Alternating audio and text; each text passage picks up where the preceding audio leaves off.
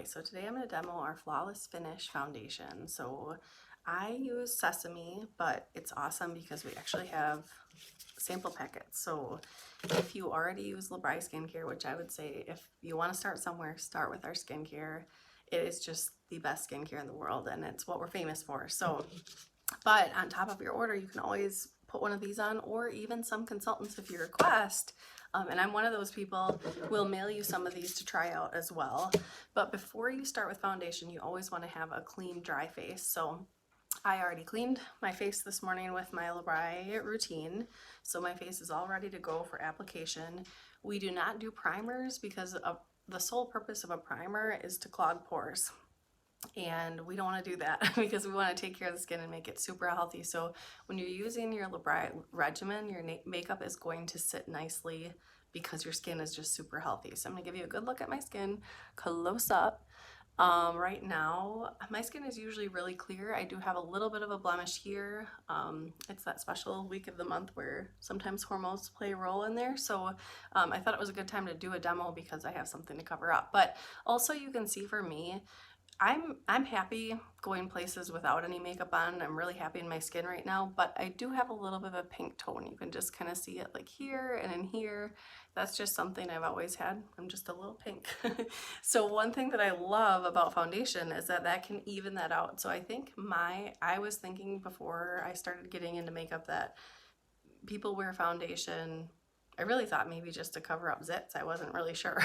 So now that I know better, you can use foundation just to look nice, to dress up, to even your skin out a little bit, and that's my favorite part of it. So taking the cap off here, and when I do my foundation, everyone does it differently, but I actually apply some dots right to my face, especially in the areas where I know that I need it the most.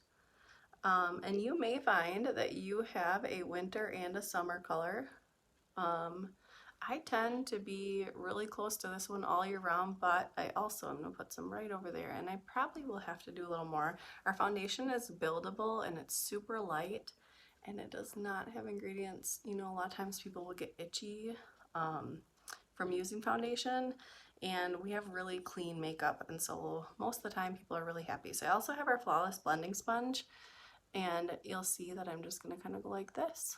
And the reason we use this is because we get to use less product. You can see that's already helping that chin out a little bit. No more red chin.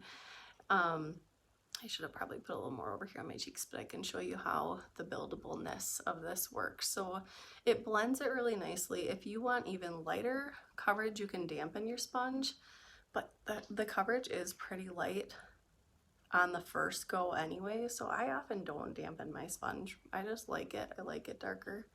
And I'll show you as I'm doing this how I blend it, but this is just the start. It's super easy. It's almost like a coloring page. You just kind of go like this until you're happy with the color. We'll keep going.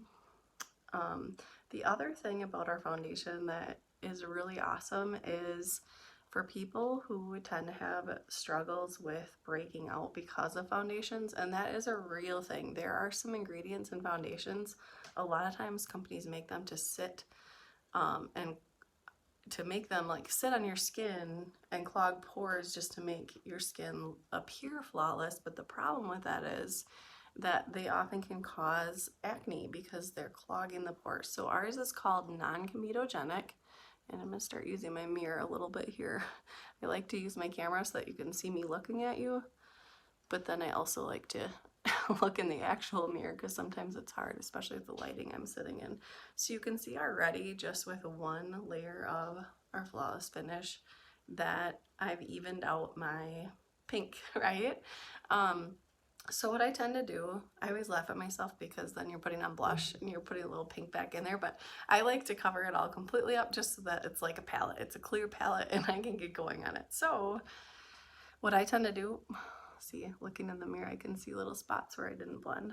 I promise you before I go out, I look in all lightings, but sometimes it's a little hard here. So if you see anything, I will find it later, but I don't want to keep you here all day watching me blending either. So I'm looking in the mirror and I'm like, okay, we're good. I'm going to do a tiny bit more here on that blemish. It's kind of scabby right now, so I don't know if it's going to be fully covered, but it's definitely not as noticeable as it was.